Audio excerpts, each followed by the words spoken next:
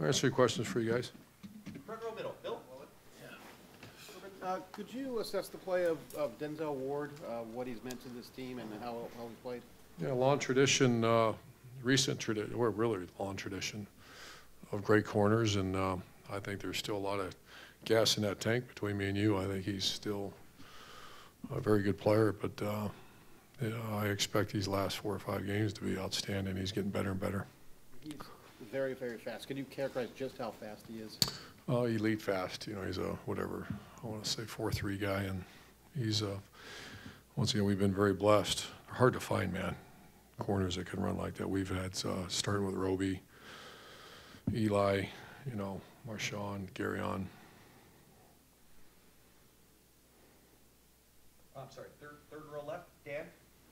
Urban, JT Dobbins wasn't on the field for those 3 touchdown drives in the fourth quarter. He wasn't on the second quarter. Were you any concerns about pass protection and having him in a game situation? No, I don't micromanage that too much. JK is one of our best players, and no, not at all. And for kickoffs, is that still a battle between Nürnberger and Havel? Yeah. Who's going to handle that? Yeah. Front row middle. Dave? Your first 5 years here, none of your starting offensive linemen got hurt, at least for an extended period of time. That changed obviously this year with Brandon, but it sounds like Demetrius has stepped in. He's been a champion both weeks. Has there been really no drop-off there from Brandon to Demetrius? Yeah, what's happened is the culture, we had a dip. We had some misses in the offensive line room, and as a result, the offensive line performance went down, the culture went down, and Stud's done a very nice job rebuilding it, and the culture is very strong right now. And I think leaders drive the culture, and that leads to increased behavior, which improved behavior, which increases great performance. And that room is very strong right now. Strongest has been in a couple of years. Demetrius was a big-time recruit. I mean, could he be a guy that could, be like an all-Big Ten type player for you guys, you think? Is that, is he pretty high he's starting his 3rd game. Whoa. Let's go beat Iowa. Yeah. But I'm very proud of him. And he's you know, I'm just proud of that culture right now. That's the way that room should be. If you remember back in the day now, that was the best offensive line in America. And it dropped. Third row right. Nick? A lot of times when Ohio State goes on the road, you have a scenario where you oftentimes have as many fans as the home team does. When you get into a stadium like that, does that have any real effect on a game when you guys see that? Sure. That won't happen this game. Iowa's got a rich tradition, a lot like Nebraska, where, you know, I don't imagine there'll be some Buckeye fans, but these kind of places, unless it's changed. I remember being there years ago, and that's a strong tradition, and we're anticipating a really big Ten crowd. Far left. Matt? Just talk a little about Iowa defensively. Their numbers are pretty good. What do you see? What jumps out at you? Toughness, one of the best middle linebackers I've seen in a while. I don't want to stereotype a player, but he's an Iowa linebacker. You know, I coached against him probably the first time as a head coach at the Outback Bowl, and I think his name is Greenway, great football player, and he's a stereotypical Iowa football player. It's very systematic the way they do their business, and he's, you know, just a very rugged defensive line, and they're very good. Second row right. Tony? Johnnie Dixon after last year, almost gave up football. Have you talked to him since the season started about that decision? Sure. Talked to him. We called his high school coach, Jack Daniels, the other night. Classic name, Jack Daniels.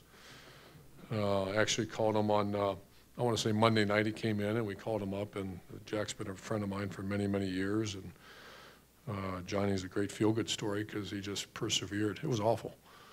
And you know, unless you walked in those man's shoes to, you know, have all this hype coming out of high school and just not be able to perform, and then you start feeling sorry for yourself, etc. So great storyline, and no one ever gave up on him. He never gave up on himself. It's hard. Far left, front row. Doug? Urban, we talk about so many things with JT that he does as a quarterback. In the fourth quarter, just in terms of like pure arm strength, making throws in tough windows that you had to rip, what did you see from him just in terms of that raw part of it? Elite. I just think Ryan Day has done such a good job with him.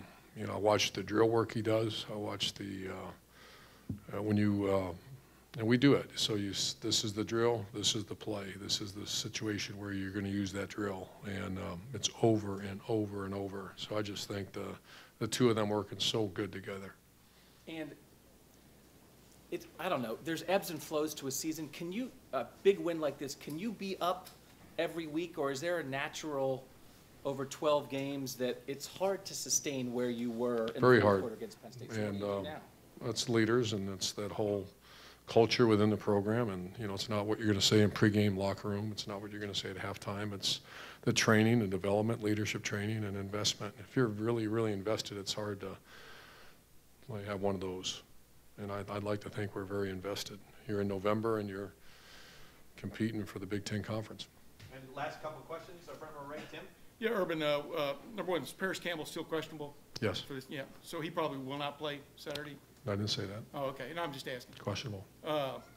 KJ Hill went in for him last week and filled not just the obviously hybrid back, but the return game, et cetera. What did you see out of him from a stepping up standpoint in a big game that buoys you?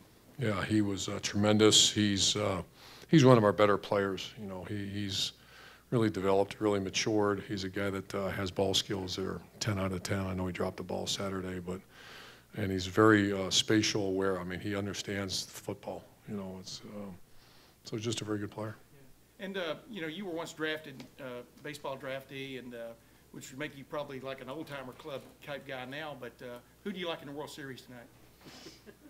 I don't know where the hell you're going to go with that. We're playing Iowa. I don't. Do you even know who's playing?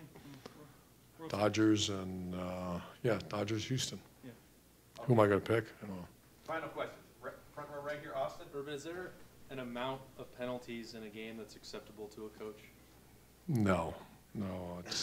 I've never been over the top about, you know, self-inflicted one drives me nuts, but we have a saying around here, 4 to 6, A to B, go as freaking hard as you can. Every once in a while things happen. That's certainly not condoning it, and, you know,